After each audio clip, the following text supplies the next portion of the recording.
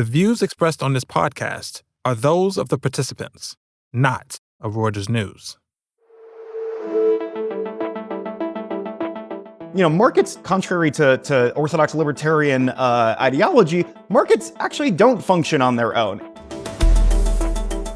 And especially in modern markets where, the US government and other governments around the world and central banks provide really important signals, really important data, and really important rules for the road that keep things functioning relatively smoothly, and also they punish bad actors. So if you take all of that away, that leads to a lot more business uncertainty, and it's bad for markets.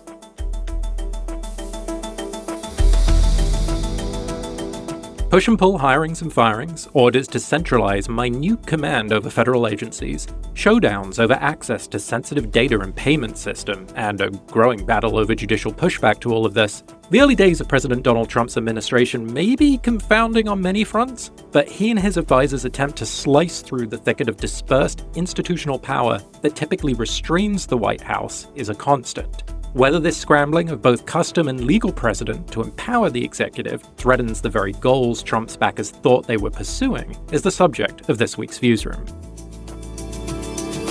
Welcome back to the Viewsroom, the weekly podcast that invites you, the listener, into a lively debate with my fellow columnists about the biggest stories of the week. I'm your host, Jonathan Guilford. And I'm Amy Donlan.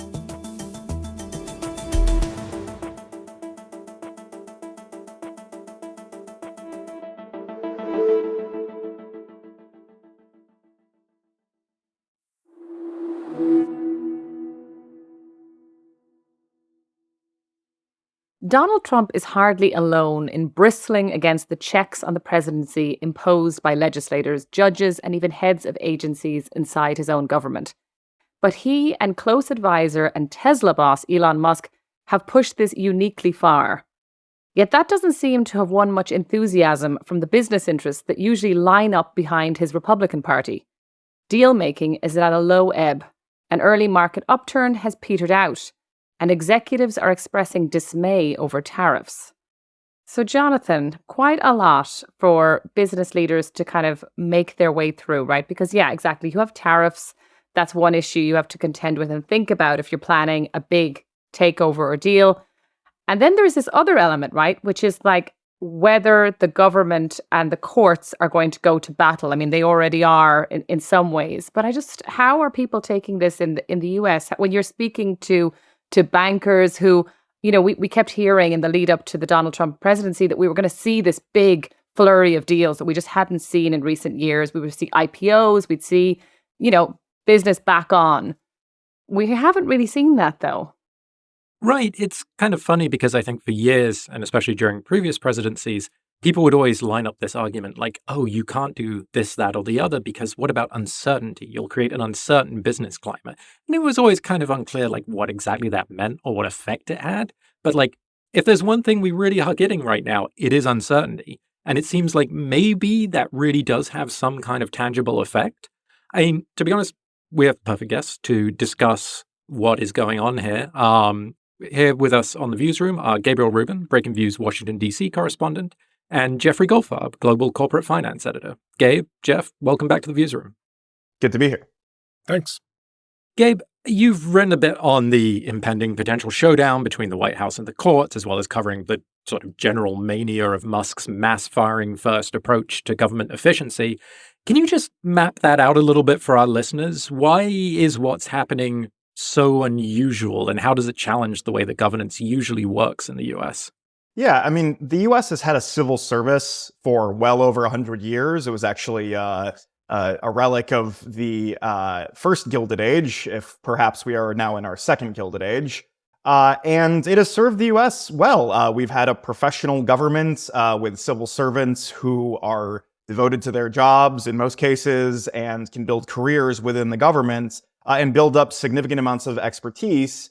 And in return for that, they have received job stability and lots of job protections, those who are in unions and just by virtue of how they are protected under federal law.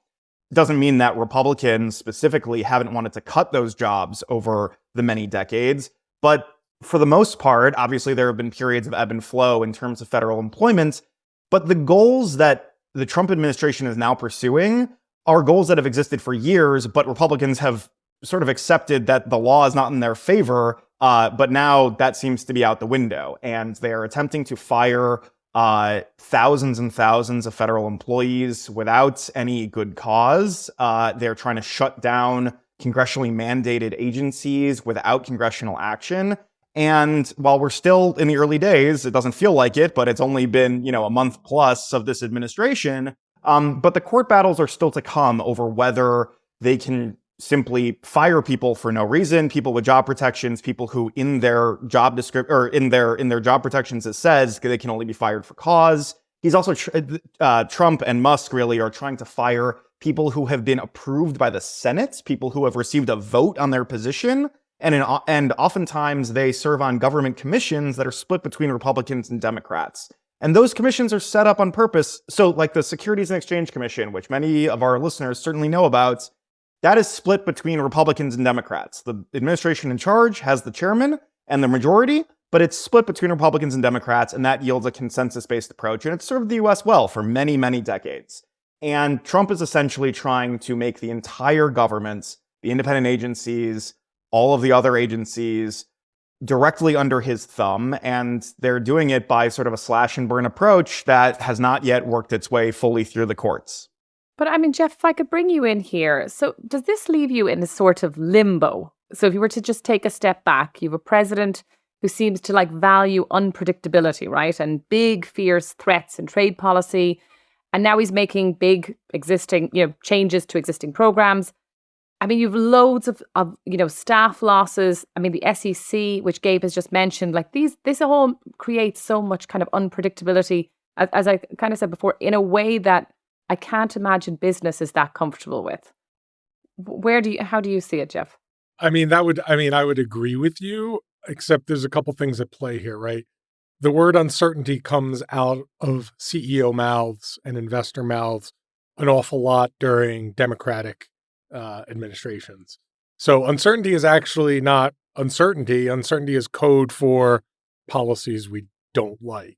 Because if you want to take the word uncertainty or unpredictability at its true meaning, as you say, Trump embodies it, for better or for worse. Without knowing what your politics are, you have to concede that Trump is unpredictable. His first term, everything came out through a tweet. Whether it was, you'd wake up the next morning as a CEO and you would find out that the president all of a sudden didn't like what you were doing. And that was sort of, it was random. And we're seeing the same thing play out right now with the tariffs. I think Gabe wrote a great column early on during the administration, right after the election. You looked at the tariff numbers, it was 10%, it was 25%, it was 60%, it was 100%, it was China, it was Brazil, it was BRIC. And as a CEO, you have no idea what's going on. And yet we had a number of CEOs lining up behind this president saying, oh, this is going to be great for business, deregulation, lower taxes. What happened to the uncertainty, which is proliferating in every corner of corporate America and the world, to be fair? So what we have, so everyone was sort of sweeping that under the rug, and yet the actions now will speak louder than the words. And what we've seen is a slowdown in investment. CapEx is, sort of stalling out a bit as people try and figure out what's happening with tariffs, M&A deals, IPOs. All of these were supposed to be surging back under Trump.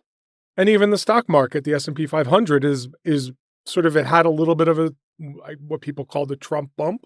It's now basically back to where it was on the day of the election. So, I think nobody wants to say uncertainty because they have the Republican president that they presumably wanted. But the uncertainty is much clearer in the steps that companies are taking, which is sitting around and waiting to try and figure out what's going on. I wanted to push on that idea a little bit because you kind of mentioned, is stability just a code word for are you doing things we like or don't like? Gabe, I know you keep a close eye on kind of what's happening in broader markets, bond yields and so on.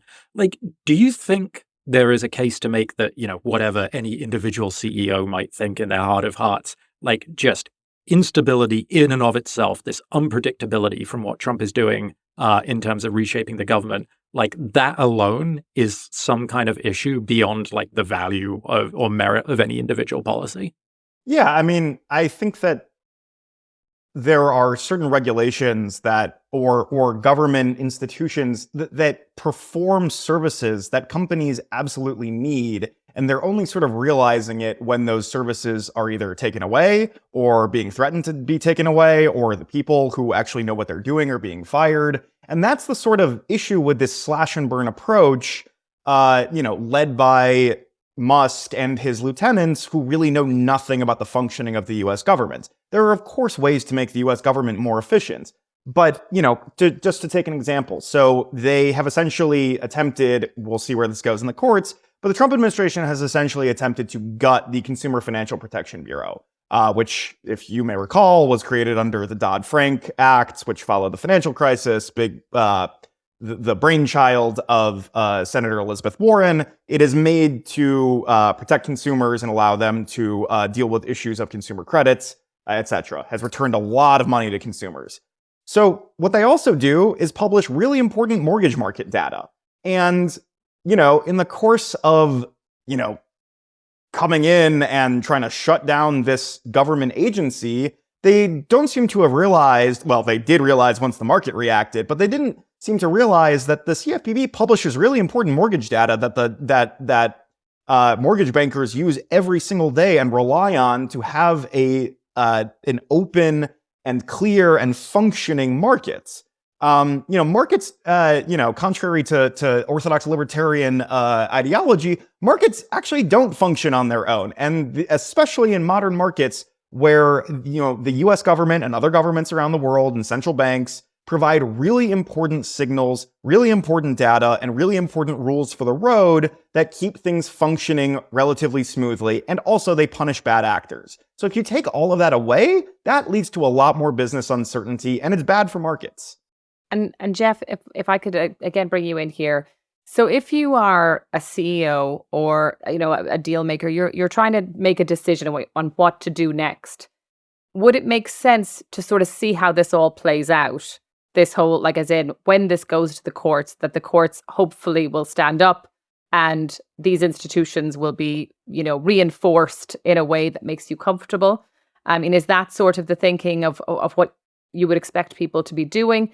Or is this idea even that you can damage these institutions in the way that I think they're trying to, or dismantle them, that actually leads to such instability and such a damage to the sort of broader network of deals that it becomes so hard to do something big and impressive and that your investors can get behind because they think that there will be stability going forward? Yeah, so there's a lot in there. I think that is what's happening now, which is that CEOs, investors are sort of taking a deep breath and saying, okay, we don't know what's going on. There's a million things happening. We don't know if what's happening is legal. Maybe we wait and see what the courts do. Maybe we wait and see what the administration kind of like, once things settle down, once Doge kind of runs its course, once the tariffs are in place. To me, the big fallacy in that thinking is that Trump is unpredictable. Trump is going to be unpredictable for 4 years. And so if you're sitting around, okay, so maybe there will be a ruling that says, okay, you can't shut down this agency. You can't fire all these people. You can't, let's just say that's where the law goes. He'll find something else that will erupt the system in some way, shape, or form.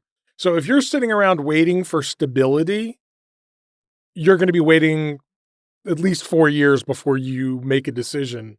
And obviously CEOs are not going to sit around that long waiting whether to do a deal or to build a factory or to hire more people. They're going to have to sort of just make some wild guesses and hope for the best. And that's kind of where we're at. I think it's just extraordinary that the other thing is CEOs were all very excited about, deregulation and whatever that means. And one of the places we've seen it is the Centers for Disease Control and Prevention, right? what's shocking and sort of amazing about it is that if you look at popularity polls conducted by Pew, the CDC is one of the most popular agencies among Americans. Why? Gee, they're stopping disease, like from like getting like circulating around the country. They're funding research that helps, fight illnesses.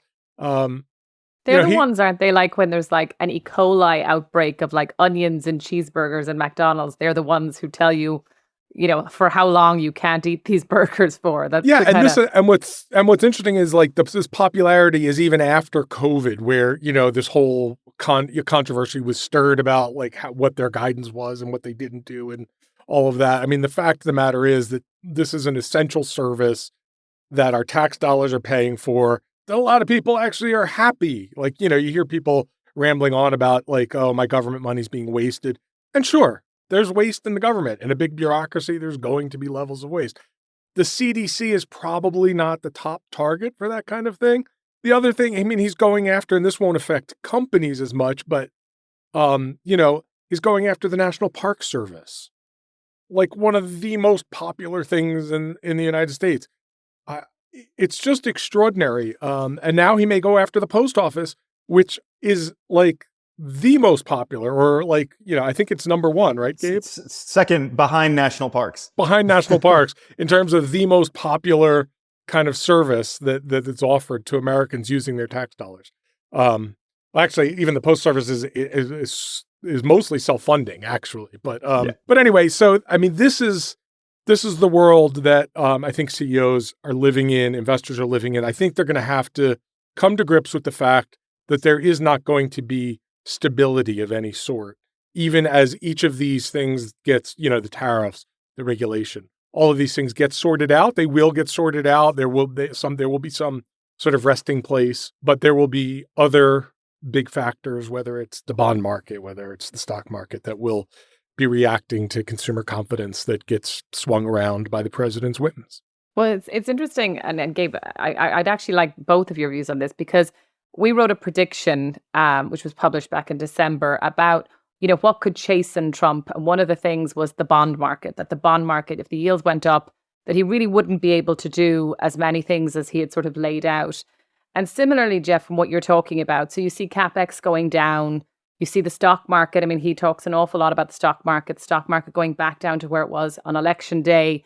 These kind of metrics that seem to matter hugely to Donald Trump, if those are going in the wrong direction, does that then bring somewhat of a dampener, or put, as in stop some of these more maybe kind of radical ideas until... I mean, that is, yeah, I mean, I would say that is what corporate America and the corporate world around the world is banking on. They're banking on, if he takes a step too far and the markets start to crash or the bond yields start to soar, that everything will fall back into place like that, because it for sure the stock market, much more than the bond market, is Trump's popularity meter. Like that is the only thing, in my view, the only thing he really cares about. And I think that's what the investing world is counting on, that, okay, he can fly around, do all his crazy stuff. As soon as the markets start to whirl, like he will. But I mean, that also presumes that he has the power to reverse something that starts, right? I mean, if the market goes into correction territory, down 20%, what's he going to say that's going to turn that around? Okay, I'm not going to do tariffs anymore. Okay, I'm not going to shut down these agencies. I think once you step over that precipice, the idea that Trump has the power to self-correct it, I think is sort of silly. But that seems to be where a lot of people are right now. I think if markets do really start to plunge and the economic situation in the U.S.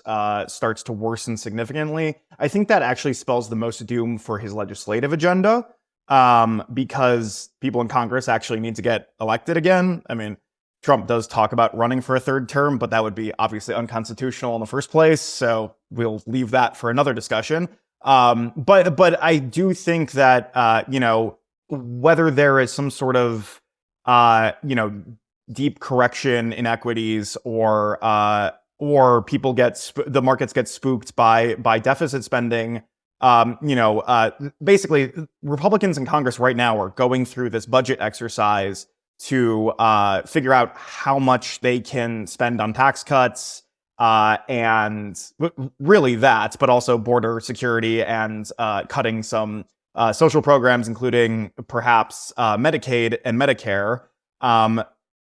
Though the political will to do anything like that, and they have very small majorities, but the political will to do something that they think is going to be unpopular, like cutting taxes for rich people in the midst of a correction, that could really doom their legislative agenda.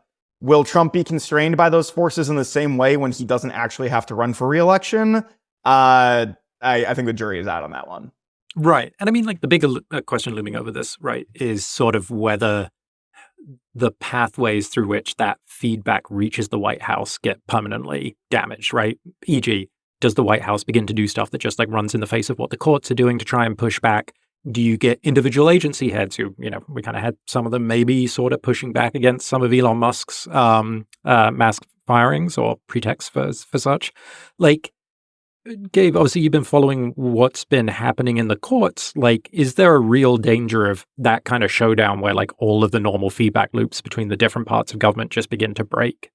Yes. I mean, frankly, yes. This is the purpose of the separation of powers, right? It's that every branch constrains the other. And that can have negative effects in the sense of like government working slowly or not being able to push through an agenda that, X person agrees with, when, other branches of government don't agree with it. But that's the beauty of the system. That's a democracy. Democracies work slowly, but they are based on consensus and things more or less function.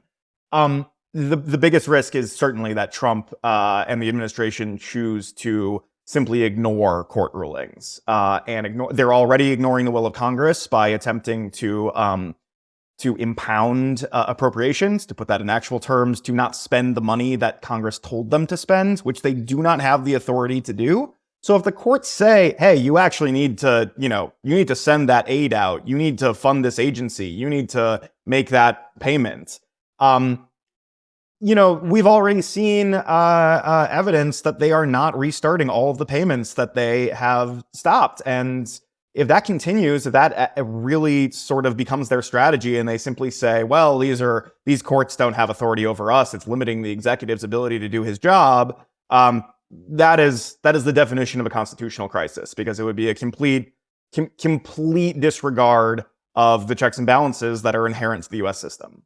I will say, like, we've heard a lot about, like, from the European CEOs in particular that are still very keen on the US market because it's, it's where all the value of the equities are. It's where the growth is. The problem is that the rule of law is foundational to the success of the US market and the success of the US economy. And either the tail risk of the rule of law being eroded away is too abstract for investors and CEOs to calculate, or they're just pretending like it's not really going to happen because they just have become used to it, is sort of the big sort of the big unknown in the market. I feel like it's being underpriced, undervalued. And there's a rationalization that, like, oh well, if Trump ignores an order, like, so what? Like, that's that doesn't mean that I can't go to court and enforce my contract, except maybe it does, right? I mean, this is how it starts. This is the erosion that eats away at markets and eats away at economic growth, and so it is a huge piece of the puzzle. But right now, I feel like everyone's running around like chickens without heads, trying to figure out the little things. It's sort of like the trees, but the forest is too big to comprehend right now. Well, fortunately, corporations have never wildly mispriced tail risk to disastrous results. On that note, though, Gabe, Jeff, thank you so much for joining us on the Viewsroom. Thanks for having us. Thank you.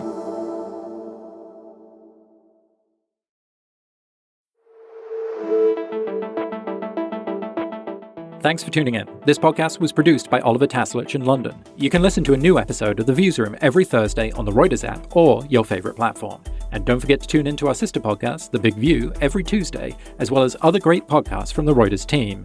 If you like what you heard, please follow the Viewsroom and let us know what you thought. And check out our views on the biggest stories in business and finance every day at breakingviews.com and reuters.com.